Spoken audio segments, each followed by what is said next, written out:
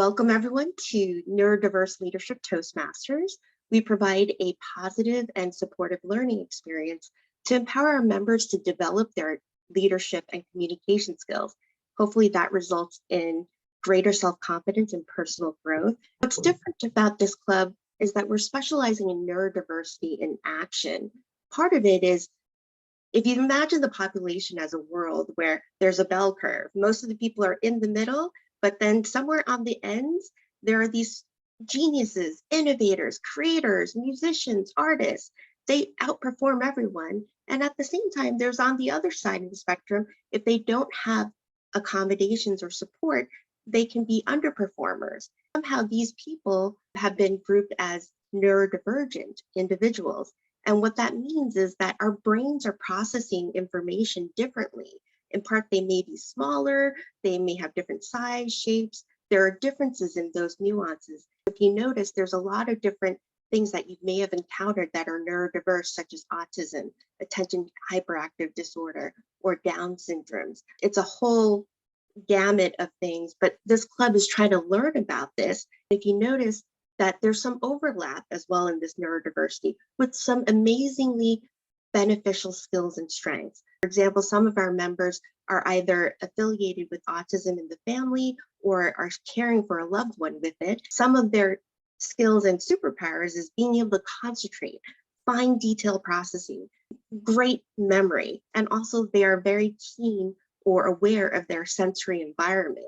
These are just some of the things that we're hoping to learn, in part because a number of the club members or charter members wanted to find out how can we improve these stats that are so shocking to the rest of the world, in the sense that 20% of the world population is neurodivergent.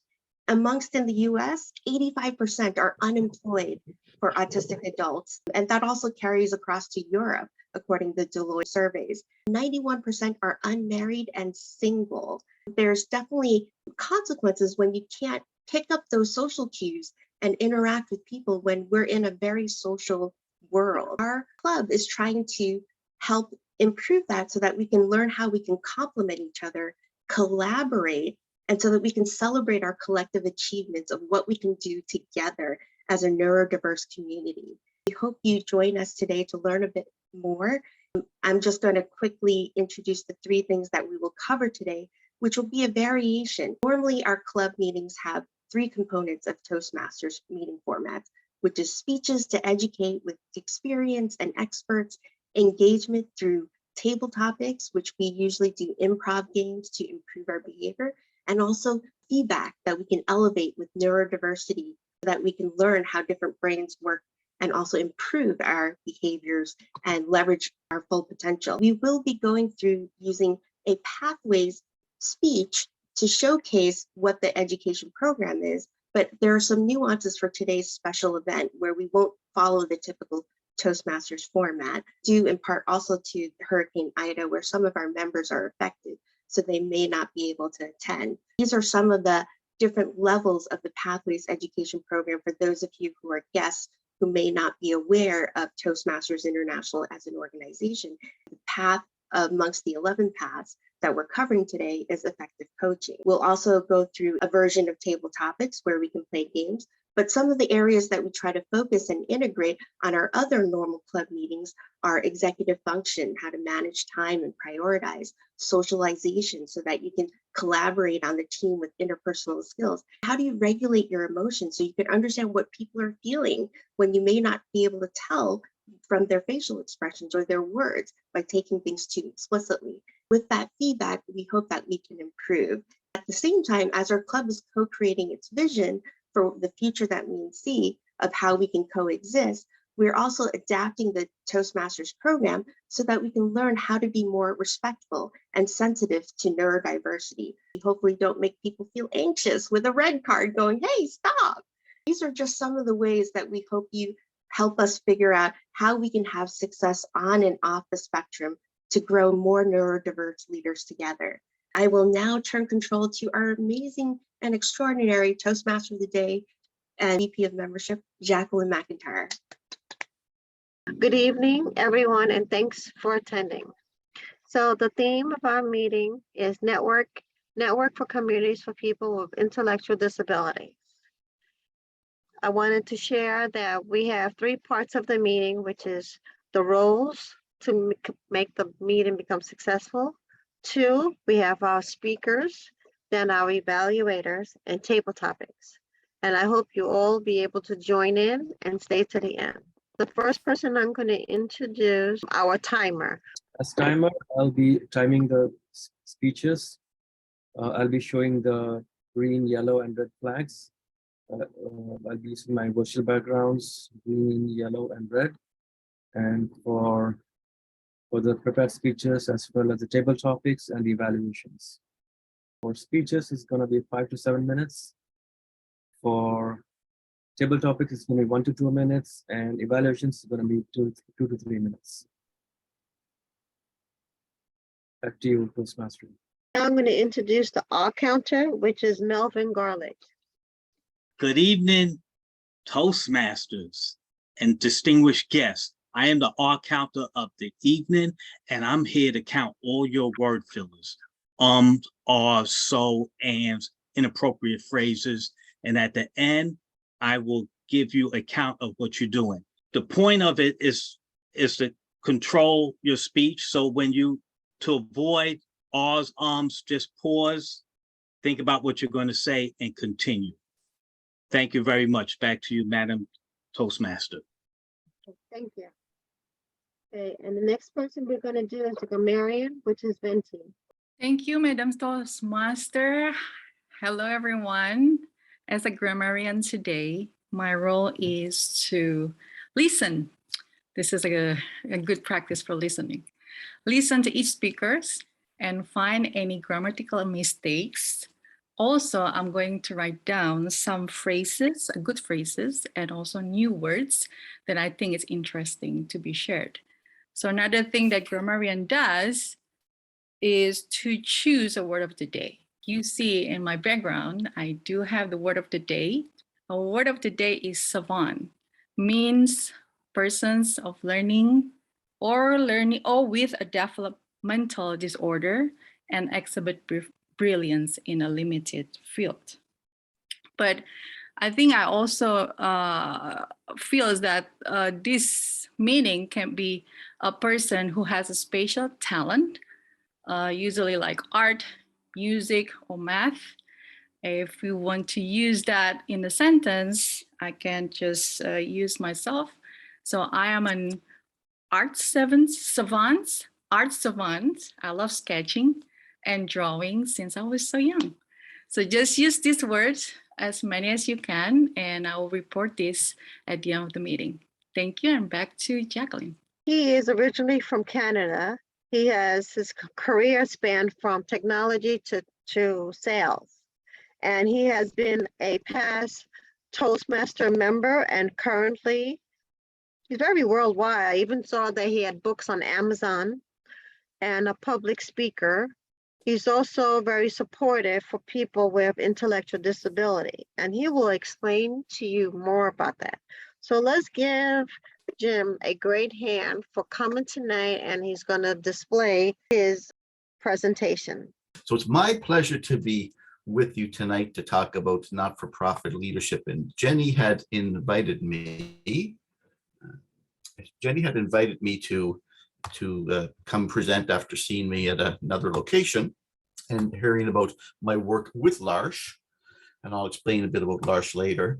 And Jenny asked me to speak about some specific methods for working closely with people with some developmental disabilities. And I explained that that's not my expertise, and I will take you through that today. My expertise, if there's any, if I'm a savant in any area, it's working as a board member, working with staff effectively. And I think that's a valuable message for lots of groups. So that's what I plan to take you through tonight, and I will take you through tonight. It's more conversation about not-for-profit leadership. Let me start with, I'm usually invited to these things because I did serve as international president for this amazing organization, Toastmasters International, almost 100 years old. In 2015, 2016, I was international president. And you're Toastmasters for the most part, so I'll let you know there's 3 main roles in that position. One is to serve as an internal ambassador and visit with Toastmaster groups around the world to make sure we're doing a great job for Toastmasters in 145 countries, I believe it is these days. Another part is an external ambassador, to meet with organizations who bring in Toastmasters as part of their developmental program for communication and leadership development of their staff. So external ambassador, internal ambassador. And a third role, the one that people are typically less interested in, but it's to chair the board of directors. And that's about setting strategy and working with staff effectively to make sure that we're investing well for the future, so that this amazing organization that's 100 years old remains viable for another 30, 50, 100, and hopefully in perpetuity. And so those are the key roles. And those are some photos from the business meeting, the annual business meeting in Washington, D.C. in August of 2015, I think that was. It was a business meeting that ran for 6 hours. It was not my fault. We had technology issues. Technology is the bane of my existence at the time. It should have been about 2.5 hours, but because the technology wasn't performing, it was 6 hours long. And then some photos of connecting with Toastmasters around the world, mainly China, India, and Taiwan in these photos. A nice photo of me and another past international president, Deepak Menon, who I was on the board with.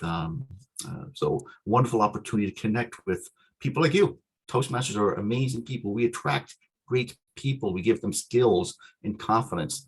And I take immense pride in that. And also part of my background, of course, is working with L'Arche here in the city of St. John, New Brunswick, where I live. And L'Arche is another international organization in about 40 countries around the world. It's been around since the late 1960s. And the mission of L'Arche is to make known the gifts of people with intellectual disabilities, so that 20% of the population, more or less, who sometimes people don't know how to interact with. Our mission is to treat them with respect, work with them, not for them. It's not a service organization per se.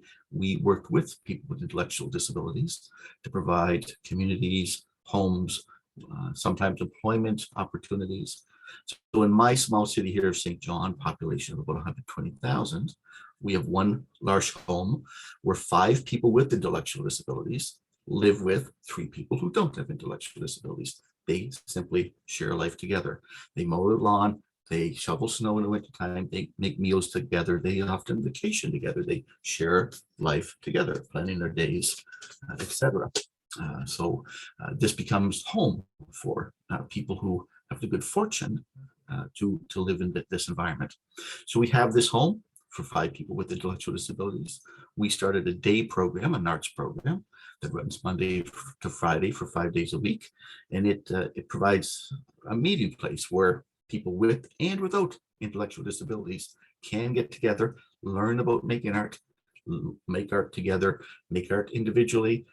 But it's really, it's not about it's not a factory. It's not we do make art, but it's about community. It's about friendship.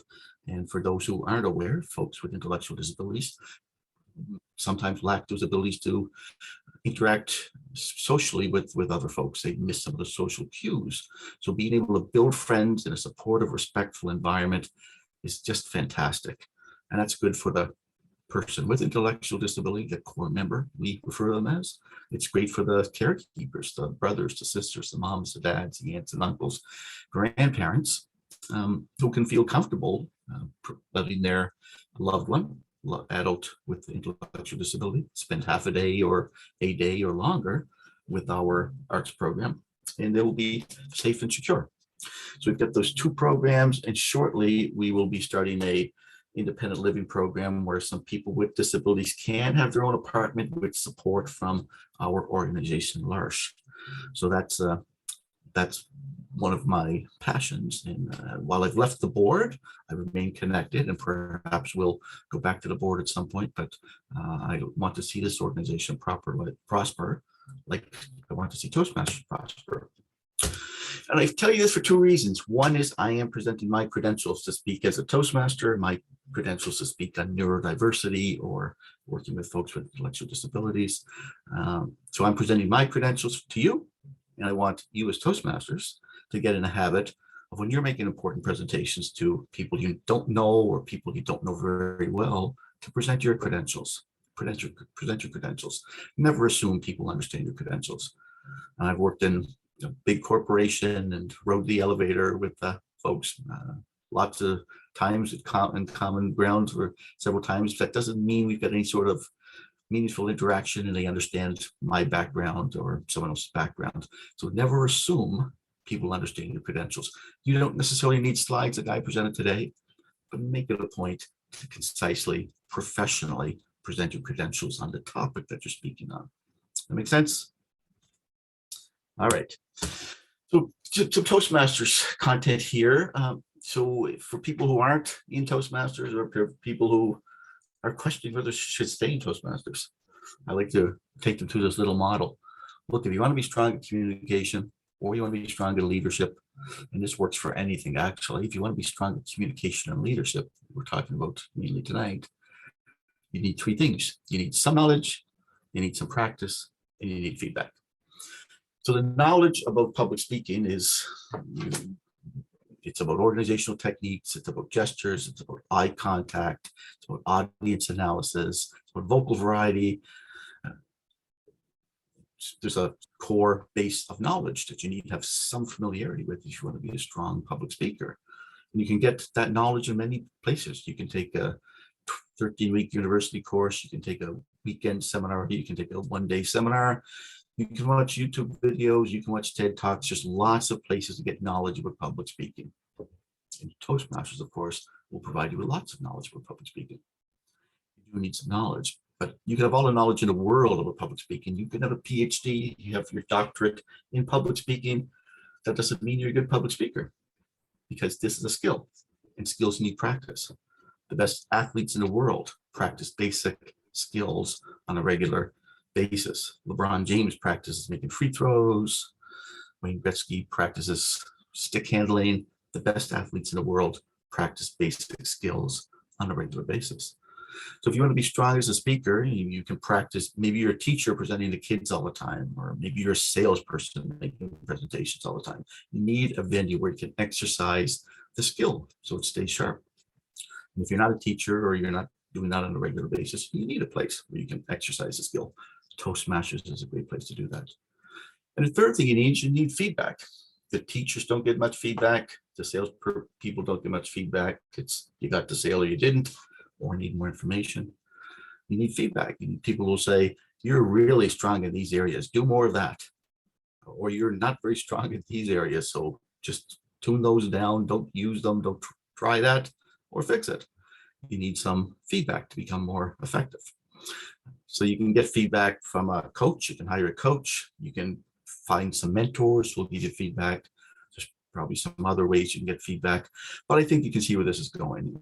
Toastmasters will provide you the knowledge base or a knowledge base that you can supplement. We'll provide you a place to practice on a regular basis before small club meetings or large club meetings or district events or division events. We'll provide you with feedback on a regular basis from a variety of people. So I'm very proud that we'll provide all those elements to help you become more effective as a speaker or a leader. So if you're not a member yet, these are some reasons to join.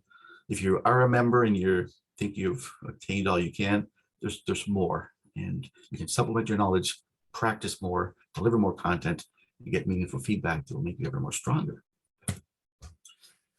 And I usually like to tell Toastmasters about my favorite speech model. I use this for table topics. I use this to plan speeches. Sometimes this is the entirety of a speech. Sometimes this is the first version of a speech, but past, present, future always works for me. Past, present, future. And that could be based on this afternoon, tonight, and tomorrow. That could be based on the previous century to this century to Toastmasters in 2030.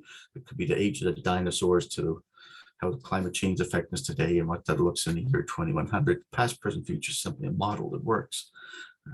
So you can use that if your boss stops you in the hallway and says, hey, Fenty, how's that project coming along? That's a big, important one for our organization. And I've been in that situation and stumbled and stammered, but I learned this technique. And now I can say something, or would say something like, look, last week, boss, we had a couple of big successes. Here's what they were.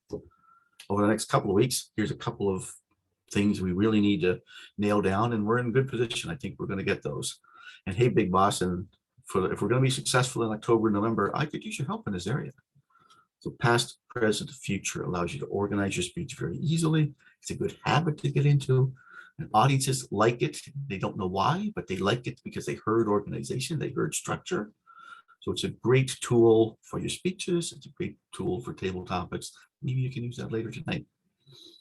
So that's Toastmasters. Now I wanted to talk to this group about the board work because I've found in lots of roles that I've filled, in operational roles and in board roles, that sometimes people are confused about that. And I'm not going to assume you are confused, but I'll take you through some basics here because this is important to understand.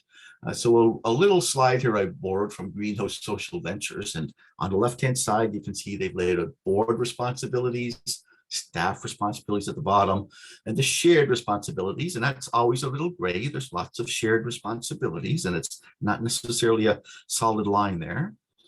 And on the right, they've indicated more policy making and implementation on the lower level. There's nothing derogatory about the level in this situation, just a way of representing these respective roles. So boards generally set policy. Operations implement policy and run the operation. So let's go through that in some details.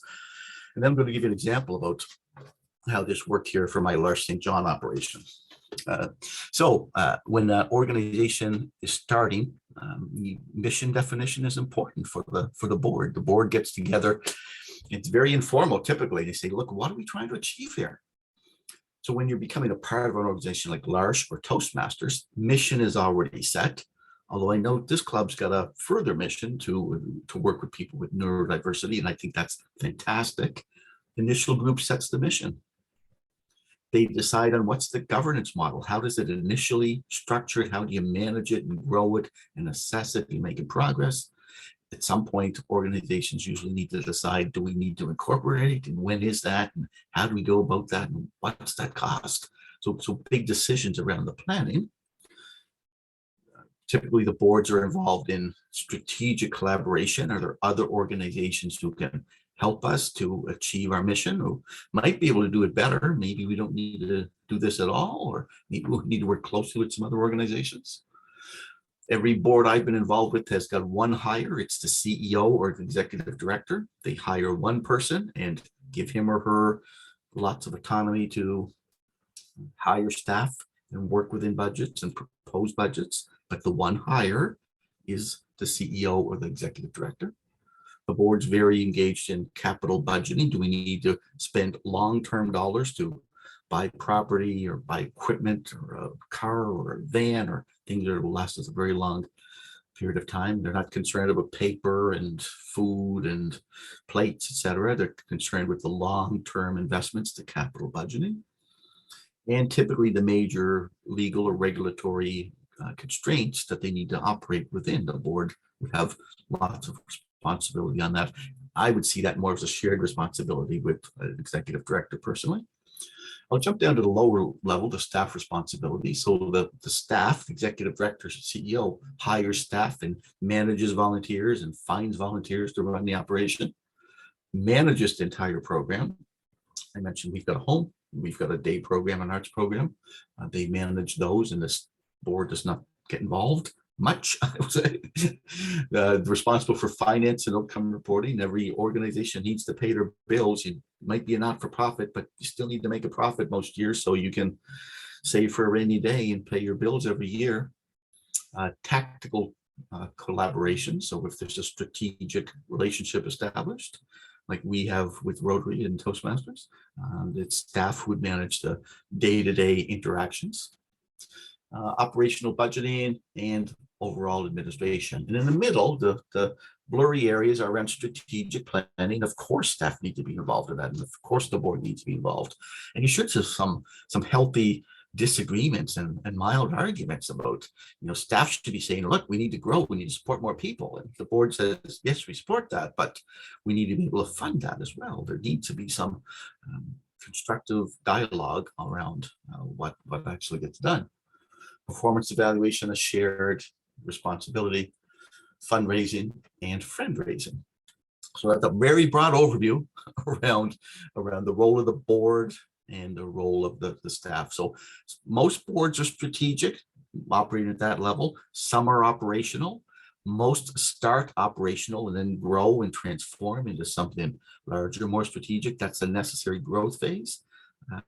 But it's important to understand those and respect those. I've been involved in too many boards where people want to do the work of staff, and that just gets confusing for staff and everybody. It gets messy.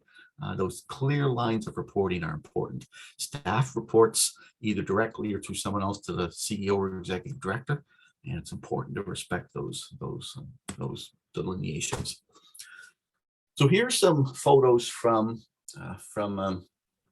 Creative Connections. I mentioned this is our arts program that runs 5 days a week for L'Arche here in St. John, and I want to take you through this as an example of the decision making and that model that I just presented to you. So we created the arts program. We said, the board said, look, we want to do something. We want to reach more people. We house 5 people with intellectual disabilities. There's more than 5 people with intellectual disabilities in this little city, and we're not reaching them tremendously well. So we said we want to do a day program where some of them can come and be supportive and make friendships and build their community, and we can more assert our presence, be more visible to the community. So we wanted to find a very public spot. We're on a beautiful street in downtown St. John. So we set that as an ambition. And for the mission of L'Arche, it was absolutely the right thing to do. Clearly, from day one, it helps be known the gifts of people with intellectual disabilities. And some of these folks with intellectual disabilities have displayed great artistic skills. They've built wonderful friendships. They've connected with local businesses and people in the community. It's helped their social skills, and their confidence has been phenomenal. It was obvious it was the right thing to do. So from a mission standpoint, right thing to do, just no doubt. From a business standpoint, from the not-for-profit management standpoint, it was a stress. Because we looked at it and we said, well, we're going to need to find we've had a little task force that said we'll have to find space. How much space do we need? What's that cost? This place is cheaper, but it's not very visible. We don't want to be hidden away. We want to look like we're hiding our people. We want people to see our people, interact with our people. I should mention we get a lot of cruise ships in a small city, and actually some Toastmaster friends from Baltimore are coming up next week, and I've taken them to Creative Connections before. So they pass by, they drop in, they buy art, they make donations. They love what's going on there in a friendly environment. But it was a stress for the board. It was a stress because one of the key responsibilities of the board is to make sure those capital investments, those long-term investments like leases, and investments in fixing up the property, we need to be able to fund those in the long term. So this was a stress. So I offered as an example how that creative pressure that exists between boards and between operations that people need to work through. So from an operational standpoint, this was the absolute right thing to do. You're fulfilling the mission, moving our organization forward, making known the gifts of people with intellectual disabilities, building our profile, hopefully opening the doors for further donations. That has not been a major success, I will say, but from the board, it was a stress. So I just offered that as an example. And I'm thinking I'm coming close to my time. I can't see the timer, but I've got a self timer going here, so I'm getting close to 20 minutes, I think. So I want to end here. Whatever we're working on, I'm taking you through this model about how the boards can work that you're involved with and how operations needs to work. Communication is key. If you've got ambitions, maybe you've got some ambitions to start something new, to extend something that's going on in your community, whatever that happens to be, your community of interest or your physical community. It's always good to tell people what you're working on, what you're thinking about, and what you're dreaming about. And a club like this, or any Toastmaster clubs, a perfect place to do this. If you want to make some progress around helping people understand those with neurodivergent other abilities, you talk about that. What's your dream? You don't need to have it all figured out, but if you see a problem or see an opportunity, that's a perfect opportunity for a speech. And you've probably seen this happen at your Toastmaster club. Someone says, I know someone else who wants to make some progress on that. I can connect you. Or they might say, I want to help you make some progress on that. I don't have the answers either, but I think it's a problem, and together we must make people make some progress. So this is a great place to share your ideas, to refine your ideas based on the questions that people ask, and to make some progress in whatever those goals happen to be. So tell people, what are you working on? What are you thinking about? What are you dreaming about? Every one of you should have a speech ready to go next week just based on that, right? You're all thinking about something, dreaming about something. So I'm gonna end this session here. My purpose was to take you through not-for-profit management and gives you some more exposure to that, both from a Toastmasters perspective and a L'Arche perspective and a general perspective. And I hope you'll say that I succeeded in that. Oh, you asked about how it fits in Toastmasters. Yeah, I don't see it fitting at this time. We do have this medley fund where people can make donations that can be used for, to help clubs that are getting hit by hurricanes, for example. That's been used in natural disasters. So people make donations often when a loved one passes away, but we have not aggressively pursued other fundraising or fundraising. I enjoyed this well-structured speech. Very beneficial, I think, and I see people nodding, agreeing with me. I have a question about L'Arche, but in general about, say, board involvement. The board often, I think, needs, say, specific, not only a bleeding heart, but also people who can ask specific questions or can contribute something. Like if you're an accountant, you can ask questions about finance or make suggestions in the finance world. But how do you find an organization if you are, in general, you want to help, but you know that you have some capabilities that are not organization specific, but are, say, function specific? Well, that's a fantastic question.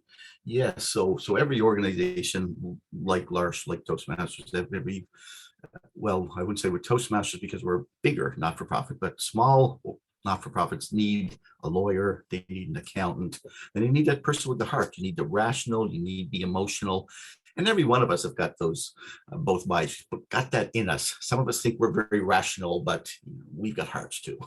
and some who are big-hearted, they've got the rational side as well. And any decision needs to respect both. So all boards need to have all those elements and specific skills. There may be some other regulatory needs that some specific organizations have. But how do you find them? Well, it's interesting. So I was asked to join the L'Arche board because the board chair was a former Toastmaster, and he recruited me to help with marketing, and then I became board chair. And I recruited a Toastmaster friend of mine because we needed help with public relations, and now he's board chair. So friends invite friends. So I would suggest, if you're looking to lend your skills to some sort of organization, I'd say do some speeches in a variety of Toastmaster clubs or at some division events, etc. Talk at your club, talk with your friends about some of the challenges you see in your communities. And I bet you those opportunities will start to open up. There's probably people you connect with on a regular basis who know you well, but they may not be aware of your desire to serve in some manner. For say this to anybody on the Zoom call tonight, they might not be aware of your desire to serve. I look in my community, and homelessness is just rampant all over the world these days, and food poverty. And there's so many areas where we can take some action. So by expressing some interest, you might get some invitations. But Toastmaster Club is a great place to start. We've got lots of big-hearted, rational people who are good communicators and great leaders and connected to broad networks. Thank you. I have two important questions. One was, how do you get members? Out for the club? Well, oh boy, that's a long answer. I think the key thing, though, is communicate your vision, your activity, how they can connect with you. I will say, when I looked at your meeting schedule, I find that a little confusing. There's a Saturday, a Tuesday, a Wednesday, whatever that happens to be. That's a bit of a challenge, but communicate your mission, your purpose. Share this video, Instagram, Twitter, Facebook. Facebook's probably still the biggest. Let people know you exist and what you're working on. And photos. People like to see who attends. What do they talk about? Get some photos, do some screenshots tonight, please, and share them around. Okay, good. The other question was, somebody, Christopher asked, as a past international president, what is your greatest challenge you see today in Toastmasters? Oh boy, biggest Just challenge. one. Just want to be fast. Okay. Well, I'm going to say we've coming through the pandemic, and we're not quite out of it. We're in a funny state of mind, I think, collectively, society. And it's interesting. I see people saying, "Hey, I want to get back face to face." And for those clubs that are meeting hybrid, like one of mine, people aren't coming back. They say they want to come back physically, but they're not showing up. So we're in a funny state. I think we need to keep on doing what we're doing, communicate the benefit, and people will start to emerge again. So we've got an amazing organization that's persisted for 100 years. You've got a great club here. Communicate your mission, your purpose, your successes, the smiling faces of people who participate. And I think that's the challenge. It's public relations. We're going to do the table topics, and Jim is going to conduct it. All right. Well, I know Elaine well, past district director, past region advisor. So let's see. Because it's Elaine, the question sort of came to me, how do we get members? So this club's got a great mission. So your topic, Elaine, is how do we effectively communicate this mission and purpose and existence of this amazing club to an interested community, which is people who have neurodiversity scenarios, or have got friends or family with, or don't, but simply want to make a contribution and understand this better. How do we promote this? Oh, well, I think the first thing, Jim, first of all, thank you for asking this question.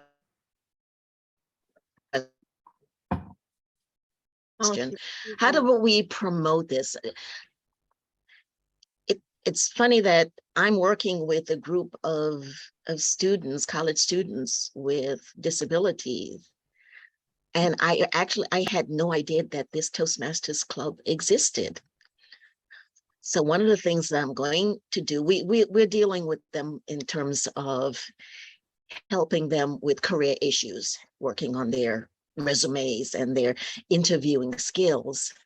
But a lot of it has to do with just reaching out to other people. I had no idea that this group existed. And now I'm going to pass it on to other people that I know. Of course, we're going to always use the traditional thing about Facebook and LinkedIn and so forth. But most of it is the fact of talking to other people, because a lot of us know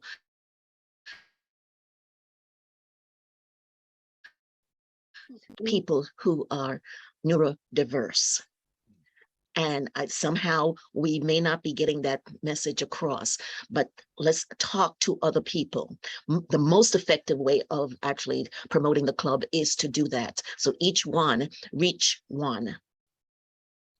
That is, as far as I'm concerned, is step one. Well, thank you. Those are great answers. And it's great. So the public relations efforts are working here. And Elaine's aware, and she might have some prospects for the club. Mutual benefit for attendees, guests, and the club. All right, so Tamara. I talked about my engagement with L'Arche, and some people have described L'Arche to me as it's the university of the heart. We've got med students who come and they work for a little money and they live with our folks with intellectual disabilities, and that's fantastic. University of the heart. Do you think we should be pushing more young people towards service like that, so they grow their heart and their empathy? 100%. I think that when people see people of different abilities, they learn what they are able to do, but also what others are unable to do. And I think we assume people can do what we can do. And I have a surprisingly good memory. Like, I can remember sensory things in my experience from 10 years ago. So if there was a conversation, I can tell you the color of the walls in the room that I was in. I've learned in the last couple of years that that is not normal, and that other people don't have that type of sensory memory. But I've also learned over the last couple of years, working with the needs of my daughter, who was recently diagnosed with autism, that what she needs isn't always what they think she needs. And one of those examples is probably for 4 years, I've been asked to help my daughter be flexible. When things change, when things are difficult, we need Hope, that's her name, to be more flexible, to go with the flow. And that all changed with her diagnosis. This time with the teacher's conversation, they didn't say they needed her to be flexible because they knew she couldn't be flexible, that's part of what is challenging for her. And what I've learned so much is that understanding what someone needs helps you understand how you can create an environment supportive and helpful for that individual. I hope I've answered your question, but I really enjoyed the discussion tonight. Thank you, Tamara. That was fantastic. Thank you very much. Yeah, I think one of the key questions is to ask people, you know, what do you need? So I hope this group sometime explores how to have a conversation with folks who you're not communicating well with. And that might be a little insensitive, but I feel I need to say that, but that's something sometimes we struggle with. Yuling, how can we teach more people, general society, about empathy and kindness and respect? Yeah, thank you so much, Jim, for this question. And actually, for almost a year now, I've been thinking about this question. I belong to a book club, and a lot of books that we read teach us about empathy. And I also belong to a debate club. And the funny thing is, people think that debate is all about beating the other person, win the argument. And it can be so wrong, because I feel that practicing debate helps me realize that it gives me a tool to build empathy, because with critical thinking skills, I've learned how to ask questions, to unmask some hidden assumptions, and so that we can remove miscommunications. And so how often do we, especially with loved ones, we try our best to have empathy to understand this person, and then we get frustrated and say, how come they don't listen to me? Or how come they put up a wall and don't allow me to get through the wall to communicate? And the thing is that we're projecting our assumption onto the other person. We don't even realize our own assumption, and we don't know what the assumptions that the other person is making. And debate teaches me the skills to ask questions, and so that we can dive deep and to really understand, to diagnose the right problem and then solve the problem. I'm not here to sell my club, but I'm just sharing my experience. And I feel like what you're doing is really great. And I think I can relate to a lot of people here, because I feel like people have misconceptions of, for example, autism. And so for me, I just feel like it's not a disability, it's a different ability. And so I think it's really important for us to build empathy. It's really to understand the differences and how to appreciate the differences. Back to Jim, I hope that I've answered your question. I also really enjoyed this question. Thank you so much. Thank you, Elaine. It's not often you get a question that you've been thinking about for a year, but that's good. And if you're a guest, I think you should be participating here. You've got a lot to offer this club and this community. So I think the next one's going to Judith, right? And Judith, I think you're a sponsor of this club. So I'll just ask you, what was the opportunity you saw and how did you act upon it? Thanks for asking, Jim. I have been involved with autism and Toastmasters for the last 10 years. I've been running a Toastmaster Gavel Club for young people on the spectrum and have seen amazing progress. And I went back and I looked at, I did it as a high performance leadership project. And at the time I had envisioned a world where there were a lot of neurodiverse people participating in Toastmasters to improve their communication skills and leadership skills.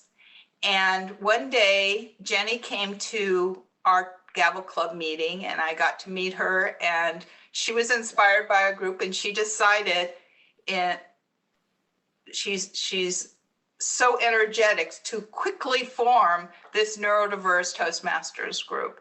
And I was so excited because this had been my vision. It took 10 years to get there, but I had to be a part of it. I had to be a part of it to see it grow, see the different people who wanted to be involved. And I also got to meet other people who were on their own journeys, who had found Toastmasters as a way to help them. So for me, I was excited that Jenny introduced me to the fact that she was going to do this, and that I've gotten to get to know these people and be a part of this wonderful club. Right. Thank you, Judith. Great answer. Jacqueline, any others? I wanted to ask a question. Sure. The one thing I have challenges of is like if I have a discussion with somebody doesn't agree with me, they cut me off and don't let me finish. And this has happened throughout time, and it's very frustrating when you're trying to get your point across. And then to me, I sometimes get kind of like a meltdown. Like I'll cry and get frustrated because I'm trying to get my point across. You cut me off and say, "Oh, I'm finished." Your like your words, your body, your soul doesn't matter. And it's happened quite a few times, but I've learned whatever, that's that person's attitude. But I don't want to keep washing it away. I want to know how to deal with it in a calmly way. I don't get frustrated in front of them. I'll leave and go and vent out to whoever I can. That's what I would like. I don't know if you can give me guidance, or that's the thing that helps us people with that autism, learning disabilities in that society. Is that a question to me or to someone else? No, to you. I get to tabletop it now. Okay, that's fine. I'm sorry. It was No, just that's okay. That's okay. I'm joking with you. So one way to manage that, everybody's different, but one way to do that is to say, look, here's how I've learned. You could say, I learned that I need to speak to figure out my ideas. I speak to think. And there's lots of people who speak to think, and ask them to respect that. And I've got a longer story that I'm not going to tell you now, but of a Toastmaster who did the project and pathways about understanding your communication style. Actually, I've got a couple of stories from those projects of Toastmasters who came to major realizations. I guess briefly I'll mention one of the young men who did it understood. He said, "I talk too much. I realize I talk too much and I don't like people talking to me." But when he starts a new job, he tells his bosses, he says, "Look, I talk too much, it'll drive you nuts.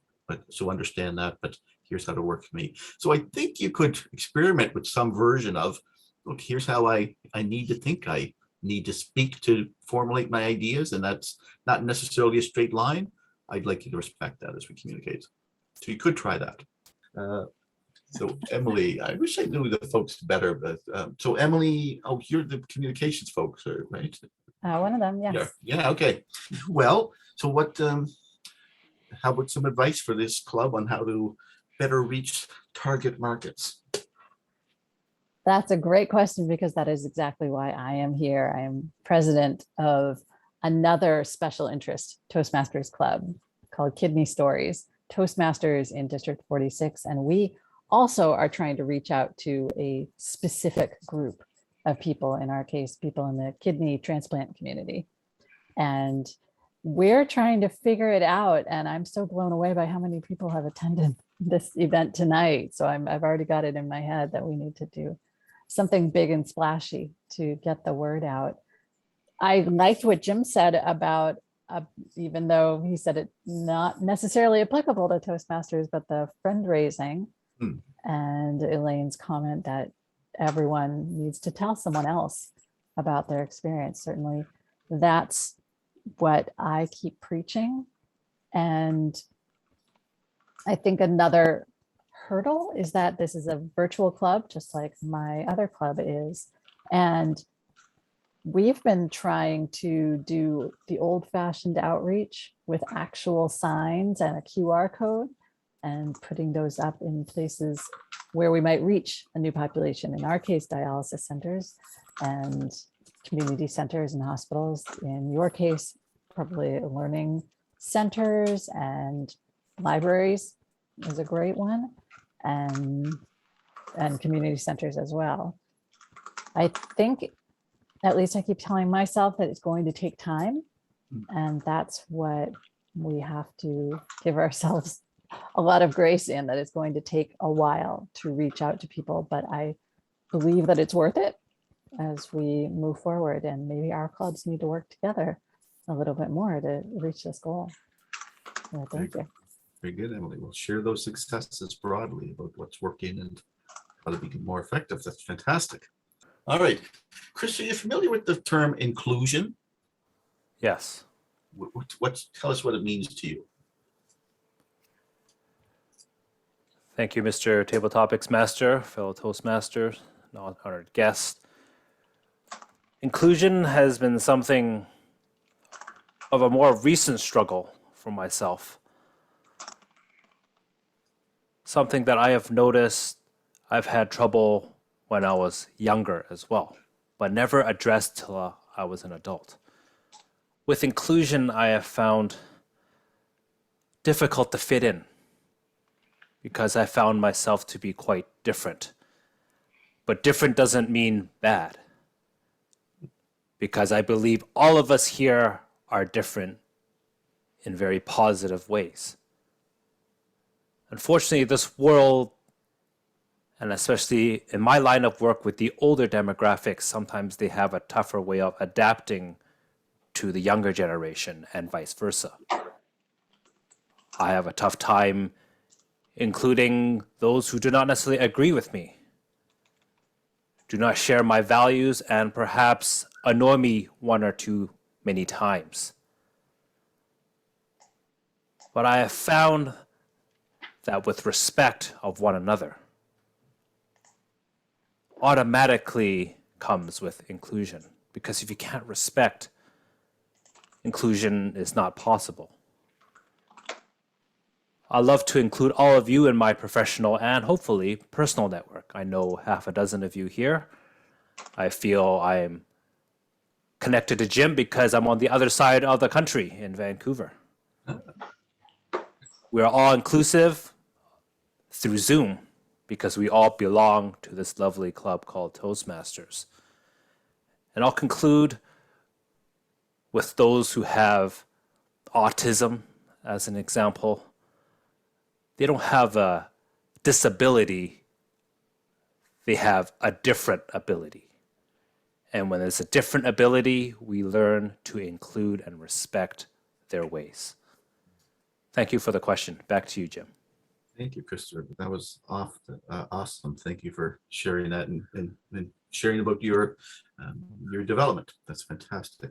You know, I really struggle with the language, so maybe I'll attend this again sometime. I'd like to learn the better language on describing neurodiversity, etc. Oh, how about, I'll go back to one of the previous topics, one of my favorite routines. Not everybody gets a fresh one, but how can we teach more people empathy and kindness? Oh, thank you, Jim. Because when this question was answered before, of course, I'm formulating a question, the answer in my brain. I would recommend that more people join Toastmasters. Absolutely. The first meeting that I attended in Toastmasters, I embraced the diversity. There were non-English speakers, there were young, there were more mature, there were very experienced speakers, there were newbies like myself. That opened my eyes to a new way of communicating and a new way of leadership. Because when you have a leadership team in a club like Toastmasters, you have just a myriad of backgrounds. that you are dealing with. And understanding each one of those backgrounds brings you better communication skills and empathy for all that they're going through. Now, everybody who joins Toastmasters improves their communication skills if they apply it. They give speeches, if they get evaluations. But that's not the reason why everybody joins Toastmasters. Sometimes they need somebody to hear them. And that, I feel, really helped me with my empathy. I didn't go to Toastmasters to talk about my son with autism. I didn't go to Toastmasters to talk about the regulations and the system, the political system in New York for individuals with autism and disabilities. But all of those things I was able to talk about, and I felt my club just really welcome the information, and they became more empathetic just by knowing and learning about what my home life was raising a child with autism. So I think that the way people can become more empathetic is to join Toastmasters. And I know that's a very simple, but I think it's one leads to the other. And I'm sure all of you agree with that. So I'm preaching to the crowd. Thank you so much, Jim, for that question. We're not going to debate you on that one, Sandra. We agree. Yeah, absolutely. And you know, it's interesting. I find a lot of new Toastmasters come in and they do research on speeches and they give dry speeches around what they research. But when we speak from our experience, my gosh, the speeches are just so much stronger. So good for you. Yeah, I agree. Hey, are you a Toastmaster, David? I am. I'm okay. President of Huntington Toastmasters. Oh, well, I have a question for you. I probably would change it, but now I'll go with what I dreamed up here. So Sandra's kind of talked with this being, you know, it's a participation game, and some people join Toastmasters and they just kind of observe. So are you participating to your full extent in your Toastmasters Club, Mr. President? As a guest, I find that involvement comes really as a Toastmaster, how much you put into it. The more you put into it, the more you get out of it. And it's sort of a bad example would be gambling. The more you gamble, the more you get addicted to it, and the more you do it, and you keep on doing it because you just fall into the sort of cycle. Now, what being here is unlike gambling is the fact that you can learn from every time you keep going, you improve upon yourself, you do it, and you build on those aspects. What's great about Toastmasters is that you find yourself thrust into positions that you normally would never consider yourself would be. And through those positions, you learn, you make mistakes, make messes, and move on. And slowly but surely, you get better and better. That's how I found Toastmasters to be. Like many others, I didn't come for trying to improve speech or, you know, speak politically or a movement, but really out of curiosity. And as you know, once you start, you just keep on going and going and going until you find yourself speaking on every occasion you can find, even if you don't mean to. All right, thank you, David. Yes, one of the challenges of being a Toastmaster is once the outside world realize you're a Toastmaster, then some outside experiences get offered to you. That's good and some bad to that.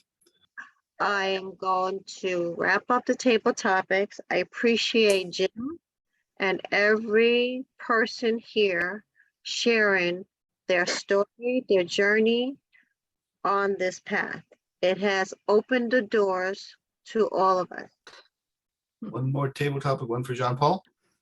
Let's see. So Jean-Paul, summarize the meeting for us. What did you learn? What should we have learned? Thank you, Jim.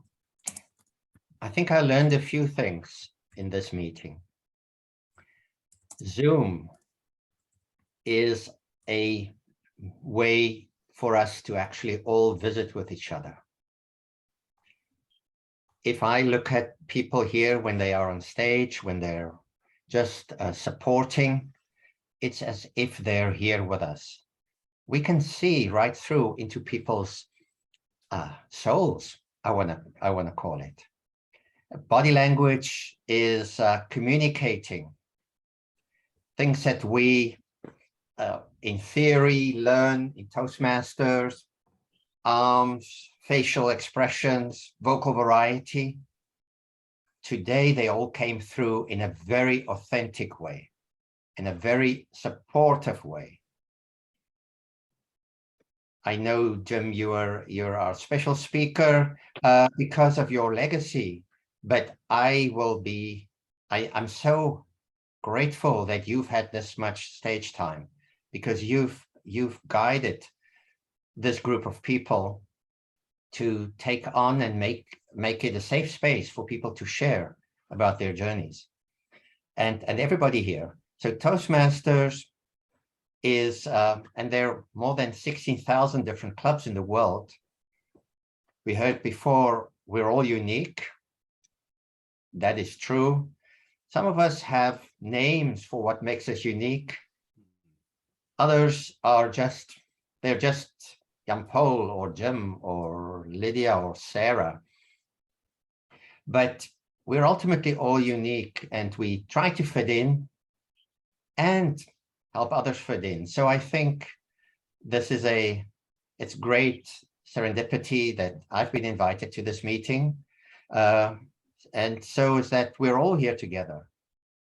So I think this was a great meeting of starting off with some structure about the history and background that came from Jim's history of contributing to society. But we're all here already in a club that is helping others grow, being themselves, accepting themselves, and have some community. So I enjoyed it very much here tonight, not because it's necessarily fun, but because people could be themselves here and feel accepted. Back to you. I think that was a fantastic summary, and we've learned a lot and shared a lot tonight. Thank you for that excellent summary. Back to you, Madam Toastmaster. So now, thank you. So let's give everybody a great applause for this part of the meeting. So now I'm going to introduce our general evaluator, which is Sandra. Thank you. Thank you so much, Jacqueline. You've done a wonderful job running this meeting. And we have a lot of members here and a lot of guests. And it wasn't easy, but you did a great job. Terrific. Thank you so much. My role as general evaluator will be to first evaluate the meeting, and I'll do that after. But it will also be to introduce our functionaries. What I would like to do, though, is go right to our counter, Melvin, and let him give us an idea of how we did with using filler words. How about we do that? Thank you, Sandra, Madam General Evaluator, and good evening once again. And I have to commend everyone. This was a wonderful meeting, very moving, very touching, and this is a valuable club. So my job was to count all the filler words, and it's to make us conscious of our speech so we can come across clearer and more precise in communicating with others. And so I listened to everyone, and Lisa, very good one. Well, I'm just going to go down the line.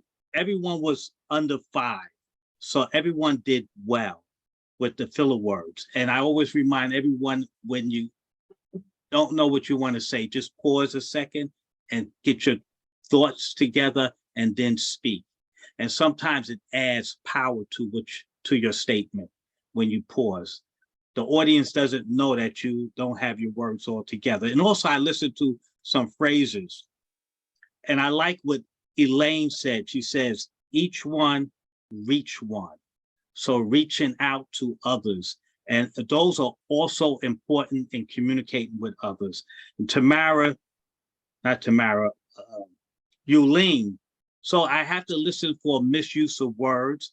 And you meant to say understand, and you said understood. But I like your use of the phrase different ability.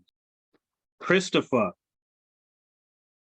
you use the phrase respect of one another, referring to inclusion. And I like the way you use that in your statement.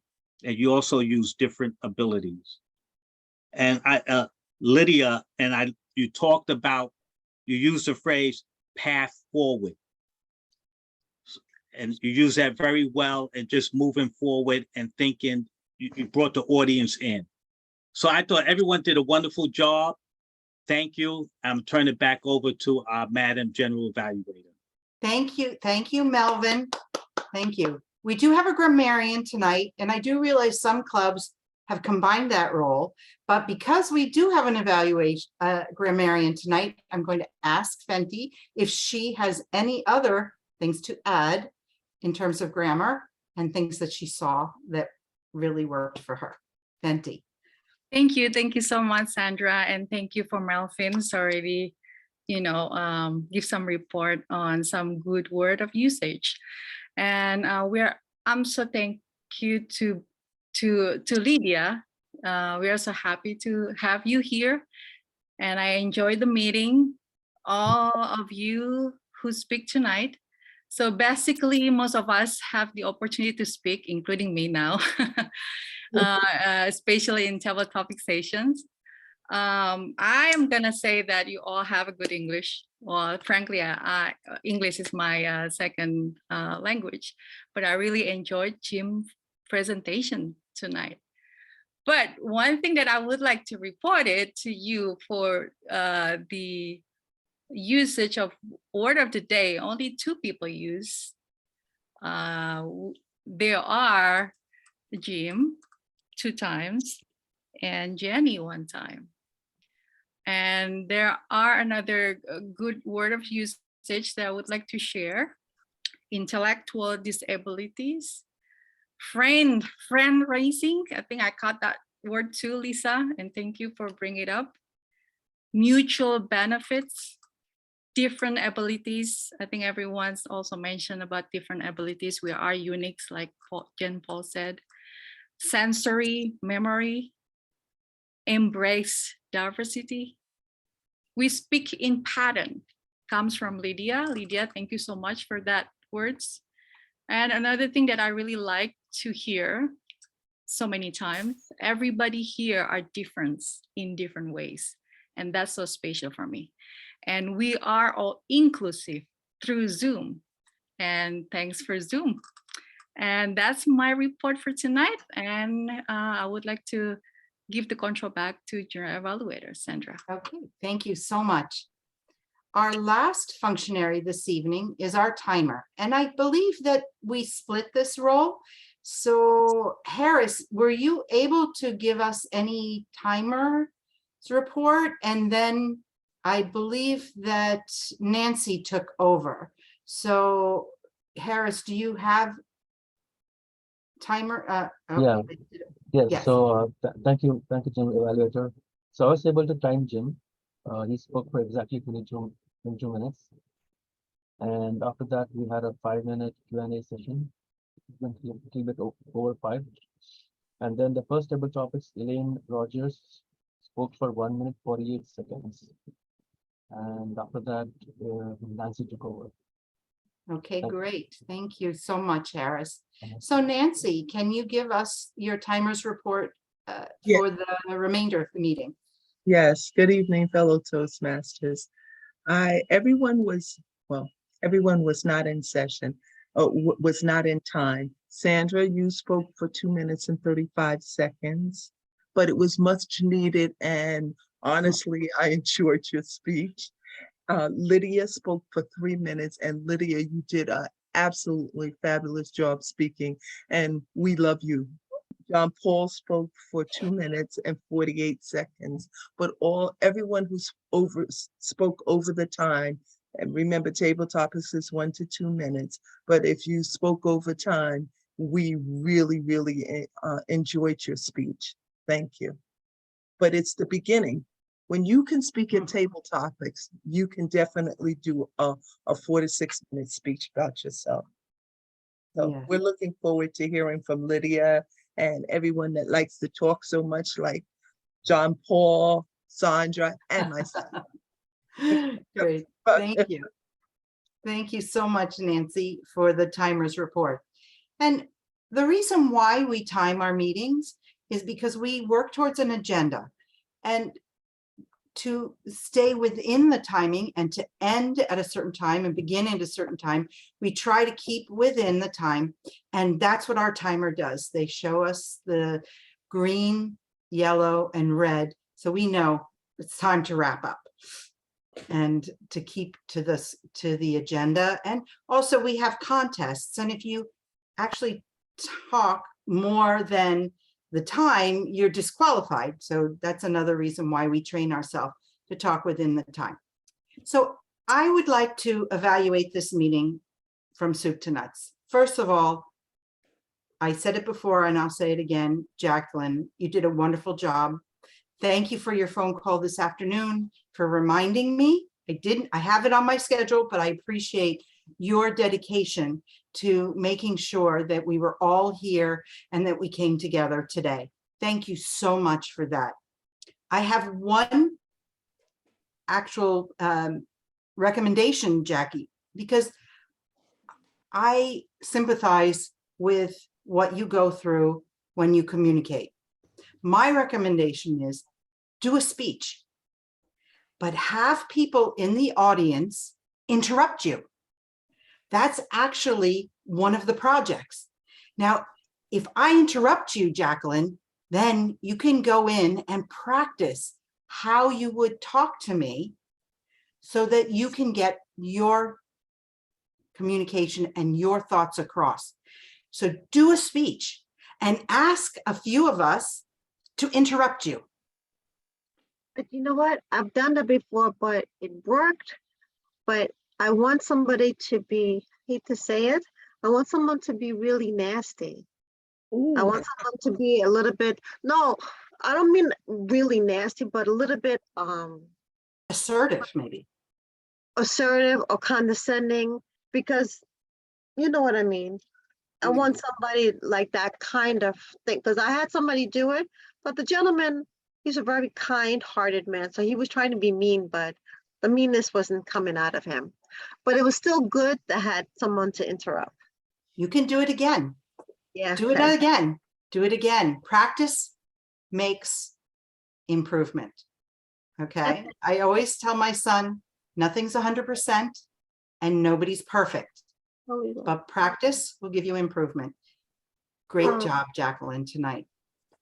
And I'm going to pass this back to Jenny, our president, who has made this club very supportive and bringing a great team and I call it a new family together. Thank you. Thank you, Jacqueline, for stepping up as Toastmaster of the Day. And this meeting could not have happened not only with the club members, but also our guests who contributed and supported us in so many ways, showing their agile leadership. If you'd like to share any feedback on how this meeting went for you or what you'd like to see at upcoming meetings so that we can find a way to evolve this to meet your needs. Actually, since we do have our trio, are there any district announcements you'd like to remind the members here and some guests about of upcoming events? It was great to be here tonight and to hear the speeches and the table topics in particular. Thank you. Thank you. What I want to say is that at the last week, the business meeting, when our president and the VP of Education were there, you probably already know that this year, District 119, we want to build inclusive culture for our district. It's super important. We are so proud that we have this specialty club in our district. And every one of you made a huge difference and for our inclusive culture. So any open houses, anything, please send it to us, and where we want to promote you and what you're doing right now here with this club, and provide a lot of opportunity for those who cannot advocate themselves. And I just want to say thank you. We really appreciate for the work that you've been doing. Thank you. I will turn this back to our president, Jenny.